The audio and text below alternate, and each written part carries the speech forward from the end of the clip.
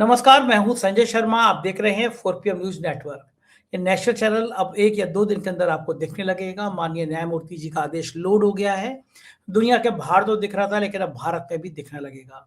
मैं तमाम अब आप लोगों का आभार व्यक्त करता हूं कि जिन्होंने इस घड़ी में मेरा साथ दिया।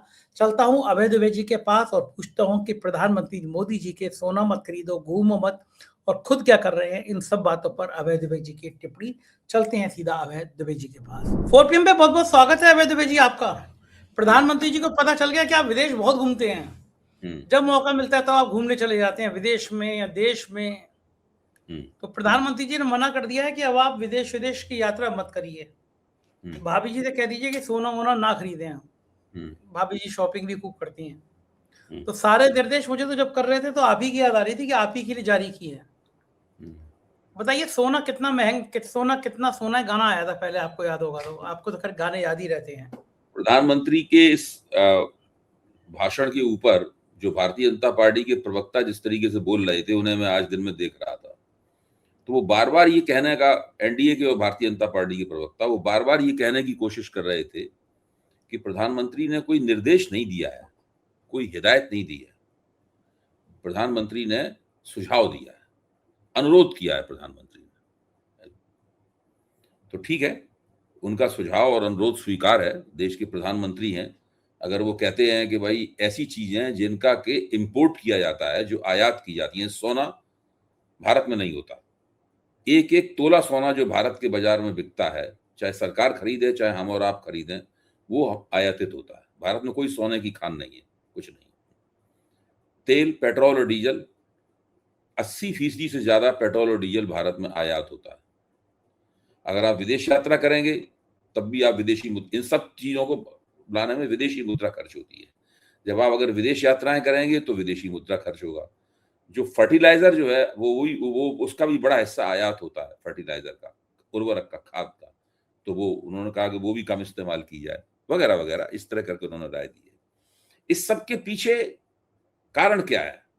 इस सब के पीछे एक सीधा सा कारण यह है कि प्रधानमंत्री को लग रहा है कि भारत का जो विदेशी मुद्रा भंडार है वो तेजी के साथ कम हो रहा है, और विदेशी मुद्रा भंडार कम होने से भारत भुगतान के संकट का शिकार हो सकता है, उसी तरीके से जैसा कि चंद्रशेखर जब प्रधानमंत्री हुए थे उससे पहले या उसके बाद में भारत हुआ था। उस तरह के संकट का शिकार हो सकता है भारत। अच्छा, अब सवाल यह है कि विदेशी मुद्रा आती कहां से है? विदेशी मुद्रा आप जो सामान विदेशों में निर्यात करते हैं उससे आती है विदेशी मुद्रा। भारत जो विदेश के बाहर जो भारतीय हैं वो जब वहां पैसा कमाते हैं और यहाँ परिवारों में अपना रेमिटेंस भेजते हैं, वहां से विदेशी मुद्रा आती है। ये दो विदेशी मुद्रा के बहुत बड़े स्रोत हैं। इससे दो बातें स्पष्ट होती हैं कि प्रधानमंत्री पिछले 11 साल के शासन में भारत का निर्यात नहीं बढ़ा पाए। भारत का निर्यात बहुत कम है और आयात लगातार बढ़ रहा है। कहा जाता है कि भारतीय अर्थव्यवस्था निर्यात प्रधान या निर्यातोन्मुख अर्थव्यवस्था है, लेकिन वस्तुतः ये आयात प्रधान और आयातोन्मुख अर्थव्यवस्था हो गई।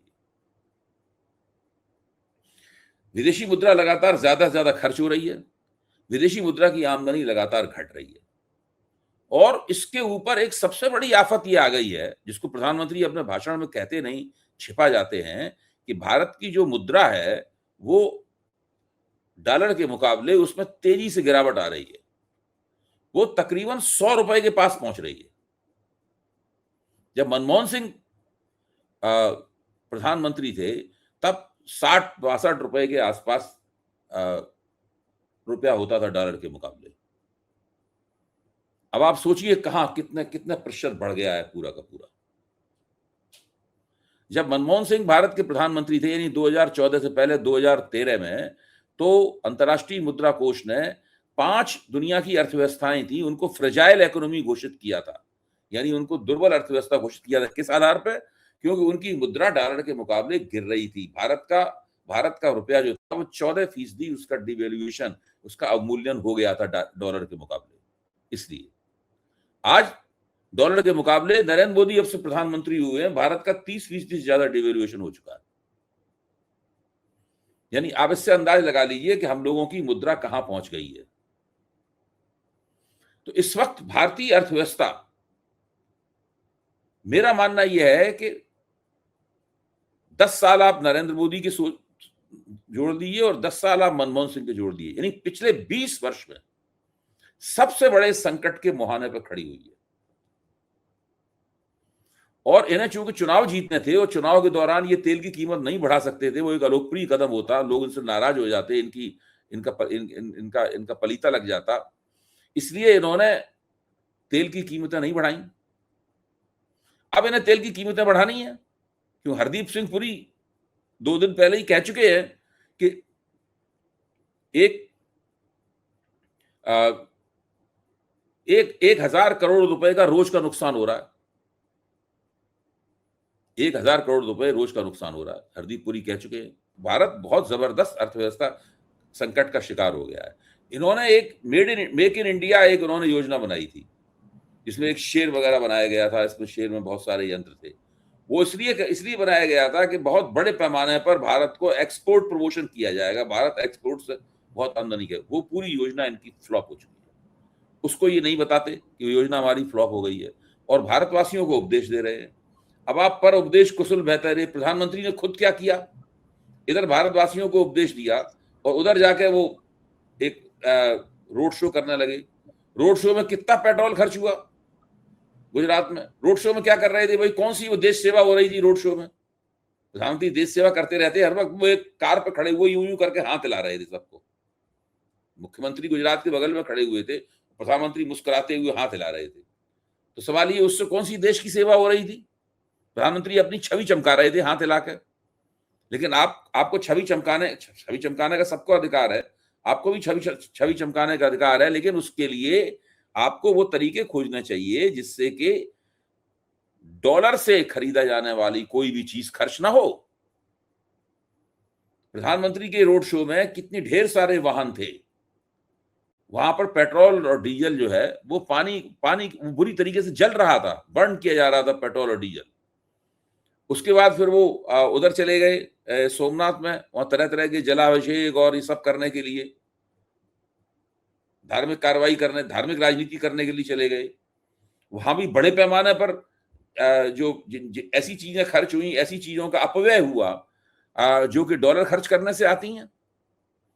मेरा मानना है कि प्रधानमंत्री और इस देश के तमाम मुख्यमंत्री और केंद्र सरकार के लोग, एमपी, एमएलए, इन सबके ऊपर सबसे पहले जिन ऑस्टेरिटी मेजर्स, जिन किफायत से रहने के लिए जो प्रधानमंत्री ने उपदेश दिया है, वो सबसे पहले उन लोगों के ऊपर लागू होना चाहिए जो कि सक्षम, सत्ताधारी, पैसे वाले लोग हैं, क्योंकि वो सबसे ज्यादा इन चीजों का अपव्यय करते हैं। प्रधानमंत्री ने कहा कि कार पूलिंग कीजिए, तो प्रधानमंत्री के मंत्रालय के लोग कार पूल दिल्ली में करके क्यों नहीं आ सकते? वो क्यों अकेले एक सेठ की तरीके से एक बड़ी सी कार में बैठ के आते हैं? वो क्यों आते हैं? जो एमपी हैं, जो सांसद हैं, जो कि संसद सत्र में भाग लेने के लिए आते हैं, वो तो सब एक कोई वेस्टर्न कोर्ट में बहुत से रहते हैं, सब एक ही जगह में रहते, एक ही इलाकों में रहते हैं। उन सबको कारपूल करके आना चाहिए। सबसे पहले प्रधानमंत्री को अपनी पार्टी के लोगों के लिए, सरकार में भागीदारी कर रहे लोगों के लिए, भारतीय जनता पार्टी की प्रदेशों में सरकारें हैं, उन सबके लिए एक एडवाइजरी जारी करनी चाहिए और उस एडवाइजरी में बताना चाहिए कि आप ये काम कल से करते हुए नजर आएंगे। आप अकेले कार में दिखे तो आपको सस्पेंड कर दिया जाएगा। आपको कार पूलिंग करके आना चाहिए। और कई इस तरह के तरीके, आपको हवाई जहाज में यात्रा करना बंद कर दी, उससे टरबाइन फ्यूल जलता है। चलिए प्रधानमंत्री अभी विदेश जाएंगे, इटली जाएंगे, तो चलिए हम मान लेते हैं कि वो देश का काम करने के लिए जा रहे हैं, तो इतनी इजाजत उन्हें दी जा सकती है कि वो देश का काम करना जाए, लेकिन वो रोड शो करने के लिए नहीं उनको इजाजत दी जा सकती प्रधानमंत्री को। जो देश की जनता को जो उपदेश दे रहे हैं वो सब उन्हें खुद भी करके दिखाना चाहिए। तो ये सब जो प्रधानमंत्री कर रहे हैं, जाहिर है सब लोग जानते हैं कि ये पूरा का पूरा पाखंड है, ये पूरा का पूरा, इसके पीछे कोई भी किसी किस्म का कोई ऑस्टेरिटी या किफायत से रहने का कोई आग्रह नहीं है। ये सब माहौल इसलिए बनाया जा रहा है ताकि पेट्रोल डीजल की कीमत बढ़ाई जा सके। मेरा अपना मानना और आकलन ये है कि कम से कम 16 से लेकर 20 या 25 रुपए प्रति लीटर पेट्रोल की कीमत बढ़ सकती है। और 125 रुपए के आसपास 115 से लेकर और 125 रुपए के आसपास पेट्रोल प्रति लीटर हो सकता है। इसी तरह डीजल की भी बहुत बड़े पैमाने पर कीमत बढ़ सकती है और ये काम जल्दी होने वाला है। उसी की आप आहट सुनिए प्रधानमंत्री के इन भाषणों में।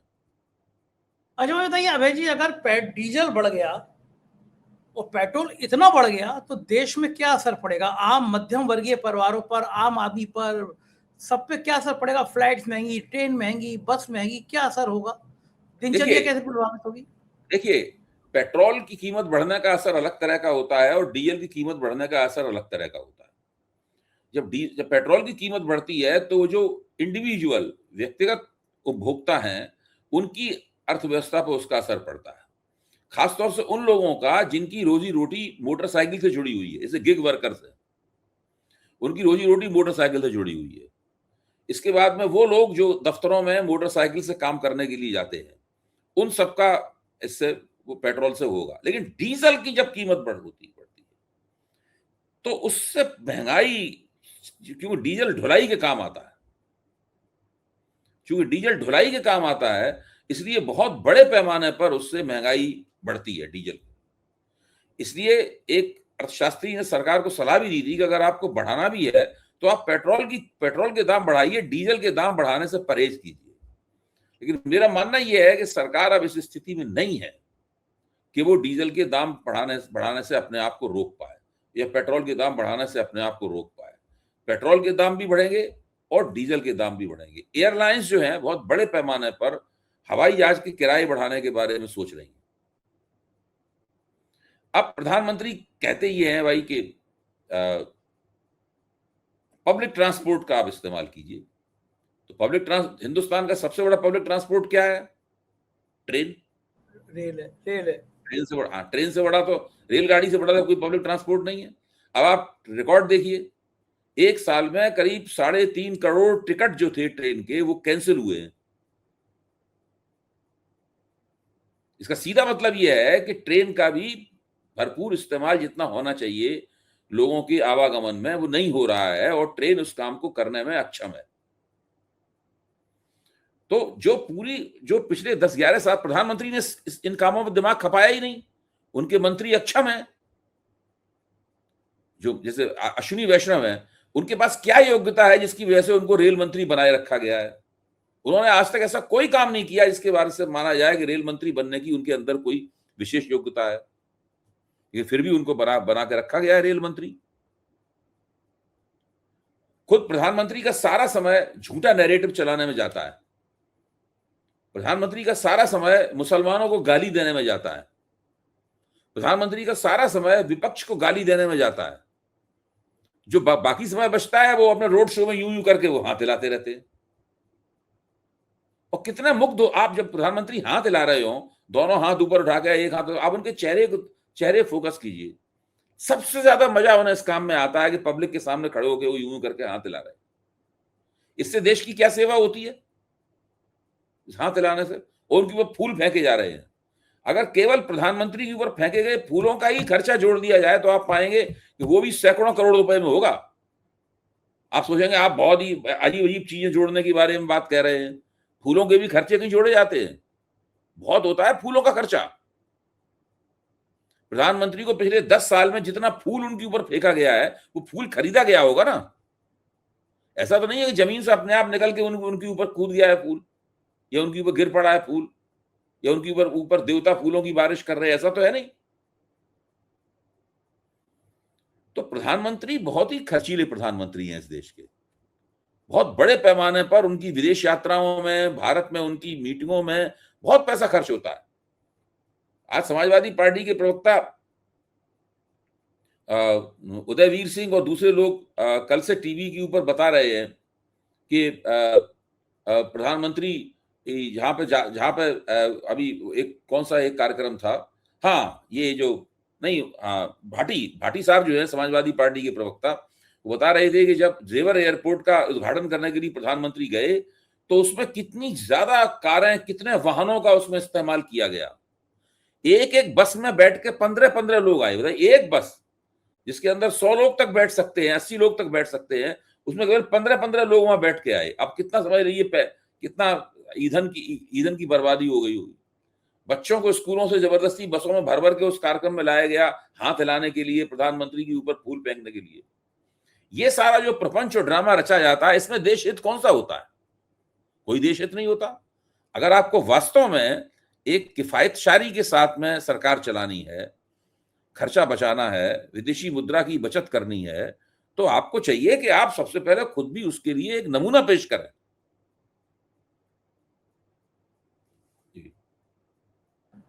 अच्छा, ये जो प्यारा प्यारा उद्बोधन था, सोना मत खरीदिए और ये मत करिए वो मत करिए, उसके अगले दिन घंटों तक गोदी मीडिया के चैनल दिखाते रहे कि प्रधानमंत्री जी सोमनाथ में उपासना कर रहे हैं। क्या देश के प्रधानमंत्री की पूजा निजी नहीं होना चाहिए?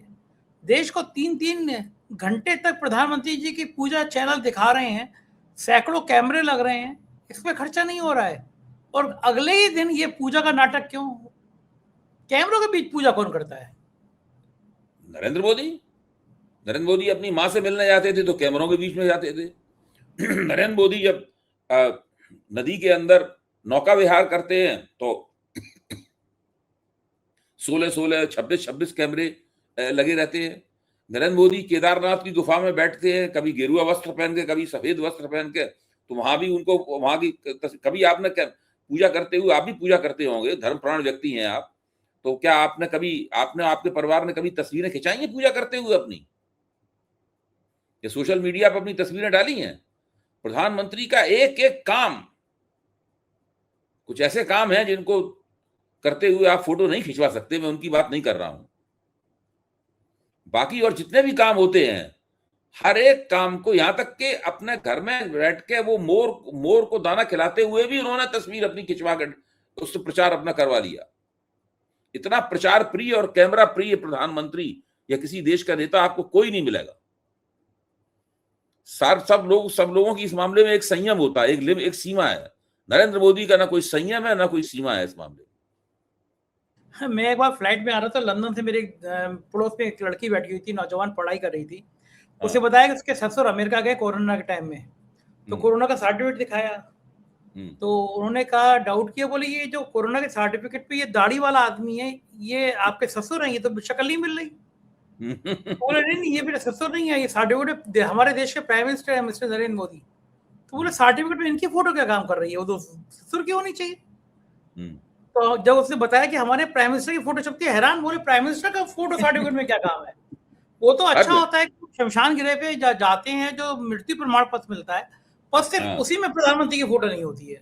मैं इसीलिए कह रहा हूँ, कुछ ऐसे काम है जहां तस्वीर नहीं खिंचा सकते हो, और भी कुछ काम है इनकी तस्वीर नहीं खिंचा सकते आप जीवन के। मैं उनके बारे में कोई चर्चा नहीं करना चाहता। नहीं, आप रहने दीजिए। अभी 3 घंटे पहले ऑर्डर आया हाई कोर्ट से, खुला है चैनल। ऐसी बातें करेंगे तो फिर खुल गया। लेकिन हाँ अभय जी, लंबी लड़ाई थी ये हाई कोर्ट में। एडिशनल सॉलिसिटर जनरल और बड़े बड़े वकील आए। सिर्फ 50,000 वीडियो में से 26 वीडियो सरकार को लगा कि इसमें आपत्ति है। माननीय न्यायमूर्ति जी ने अपने ऑर्डर में लिखा है, हमें बताया भी नहीं गया कि उन 26 में से आपत्ति क्या है। हम अगर पूछ रहे हैं कि मणिपुर में बलात्कार करके महिलाओं को नग्न घुमाना एक अपराध है, प्राइम मिनिस्टर को संज्ञान लेना चाहिए, तो इसमें आपत्ति की क्या है? हम पूछ रहे हैं कि सोरेन स्वामी ने एपिस्टीन फाइल का जिक्र किया, सच क्या है, तो इसमें आपत्ति क्या है? वो भी नहीं बताया। लेकिन अंततः सत्य में जयते। माननीय देश के कानून पर मुझे भरोसा था। चैनल आपके आशीर्वाद से खोलने का आदेश आज आ गया। मौखिक आदेश 3 दिन पहले कर दिया था जज साहब ने, आज ऑर्डर लोड हो गया और मुझे लगता है यूट्यूब अगले 24 घंटे में हमारा नेशनल चैनल खोल देगा। 2-2.5 महीने चैनल बंद रहा, लेकिन अंततः जीत सच की हुई है। भाई जी, मैं आपको भी बधाई देता हूं और अपने आप को भी बधाई देता हूं कि ये बढ़िया काम हुआ और पूरी तरीके से न्यायमूर्ति के जिन्होंने ये आदेश दिया, मतलब उनके प्रति अपनी श्रद्धा व्यक्त करता हूं कि उन्होंने न्याय का, इंसाफ का पक्ष लिया। और मुझे यकीन है कि सरकारी वकील ने भी खूब जोरदार तर्क रखे होंगे, तरह तरह की बातें की होंगी। जाहिर है कि कोर्ट ने उनकी बातों को उचित नहीं माना और 4 PM के पक्ष में फैसला दिया। ये सोशल मीडिया के ऊपर हम लोग जो सरकार के प्रति एक आलोचनात्मक रवैया अख्तियार करते हुए पत्रकारिता का धर्म निभाते हैं, ये उसकी पीठ ठोकने जैसा है। ठीक बात है। मुझे तो बहुत अच्छा लग रहा है कि कम से कम एक बहुत शानदार देश के इंसान का फ़ोन आया, कपिल सिब्बल साहब का फ़ोन आया और मैंने उनका जी, खुद से फ़ोन आया ऑर्डर आने के बाद में और मैंने उनका आभार किया कि मैंने कहा आप मेरे ऐसे अभिभावक हैं कि अगर आप नहीं होते शायद तो चैनल खुलता नहीं। तो उन्होंने कहा कि जी। नहीं संजय, तुम लोग जिस तरह से लड़े हो, झुके हो, झुकना मत। ये लड़ाई हुँ, लंबी है और जब लोकतंत्र का इतिहास लिखा जाएगा तो चंद लोग ऐसे होंगे, चंद मीडिया संस्थान ऐसे होंगे जो लोकतंत्र की आवाज़ को कह रहे थे, लोकतंत्र को ज़िंदा रखने की कोशिश कर रहे थे, तो फोरपीएम भी उसमें संजय से जी, मैं एक था। आपको एक और बात बताने जा रहा हूँ अभी, जो आपकी वजह से। कल शाम को मैं अपने एक मित्र की बेटी की शादी में गया था, मैं और मेरी पत्नी। बहुत भीड़ थी उसके अंदर। वो हमारे मित्र जो हैं वो अ, भारतीय जनता पार्टी और राष्ट्रीय स्वयंसेवक संघ से जुड़े हुए हैं। पूर्व सांसद भी रह चुके हैं। मेरा उनसे बड़ा स्नेह है। एक बौद्धिक रक्त-जप्त है उनके साथ में। हालाँकि हम लोग टीवी पे कई बार भिड़ चुके हैं, लेकिन फिर भी हम लोगों के संबंध बड़े अच्छे हैं। तो उन्होंने अनुरोध किया, हम लोग उनके यहाँ गए। तो वहाँ पे मुझे भारतीय जनता पार्टी के मझोले स्तर के बहुत से नेता और कार्यकर्ता मिले। उनमें एक तो ऐसे मिले जो कि पूर्व केंद्रीय मंत्री भी रह चुके हैं और उत्तर प्रदेश में उपाध्यक्ष स्तर के नेता भी मिले सब। और मुझे ये देख के बड़ा ताज्जुब हुआ कि वो सब लोग मुझे देख के बहुत खुश हुए और उन्होंने कहा कि हम तो आपके वक्तव्य लगातार 4 पीएम के ऊपर सुनते हैं। तो मुझे लगा कि हम लोग जो बातें करते हैं, मतलब ये पहली बार मुझे एक प्रत्यक्ष, ऐसा मैं सोचता था कि शायद ऐसा है, लेकिन ऐसा मुझे प्रत्यक्ष मतलब दिखाई पड़ा होते हुए। वरना क्या होता है कि हम लोगों को स्टेशनों पे, हवाई अड्डे पे ऐसे लोग मिल जाते हैं, उनमें कुछ मुसलमान होते हैं, कुछ उसके अंदर ऐसे लोग होते हैं जो कि विपक्ष की राजनीति से ताल्लुक रखते हैं, तो वो हमारी प्रशंसा वगैरह करते हैं। लेकिन यहाँ पे मामला दूसरा था। सत्तारूढ़ दल और उसकी राजनीति से जुड़े हुए लोग जो उसके यहाँ अच्छे ठीक-ठाक पदों के ऊपर हैं, सम्मानजनक पदों के ऊपर हैं, वो लोग जब इस बात को कह रहे हैं, इसका मतलब ये है कि हम लोग जो चर्चाएँ करते हैं आपके साथ में या जो भी जब भी मौका मिलता है 4 पीएम पे बोलते हैं, तो वो भारतीय जनता पार्टी के भीतर भी वो चीज़ें बड़ी दिलचस्पी के साथ सुनी जाती हैं, सराही जाती हैं वो चीज़ें। इसका मतलब ये है कि उनके मन में भी काफ़ी, जिसे कहते हैं ना, काफ़ी बेचैनियाँ हैं।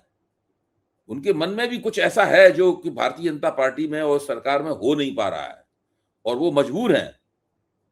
वो उनकी उनकी वो इच्छाएँ जो दमित इच्छाएँ हैं, वो हम लोगों के वक्तव्यों को पूरा पूरा सुनने से पूरी होती हैं। बिल्कुल ठीक है ना भाई जी।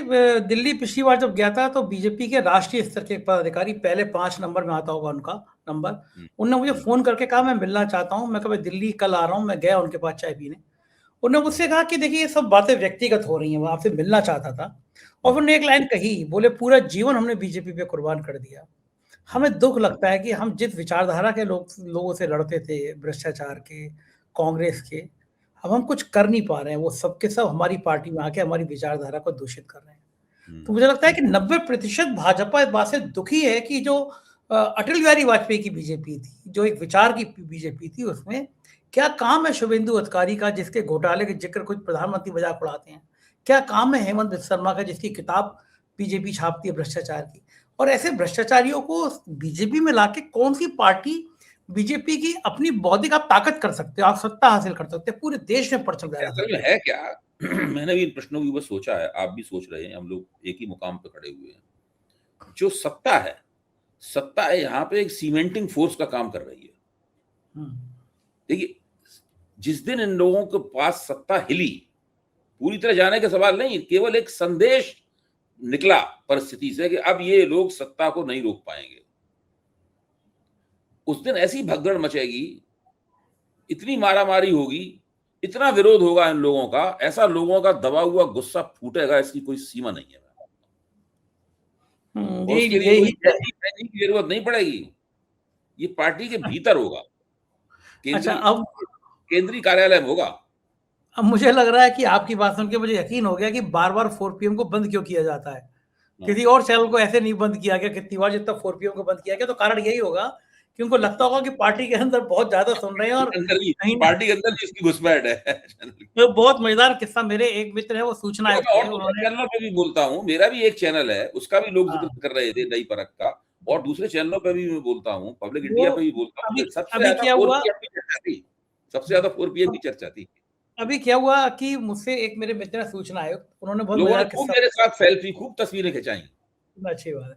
अच्छा, वो अभी बड़ा मजेदार किस्सा आया कि एक मेरे मित्र ने सूचना आया तो उन्होंने कहा कि एक बार मैं तुम्हारा 4PM सुन रहा था तो बीजेपी के कुछ कार्यकर्ता है, वो भी बीजेपी के बड़े पदाधिकारी रह चुके हैं, और उन्होंने कहा कि भाई आप इस चैनल को मत सुना करिए।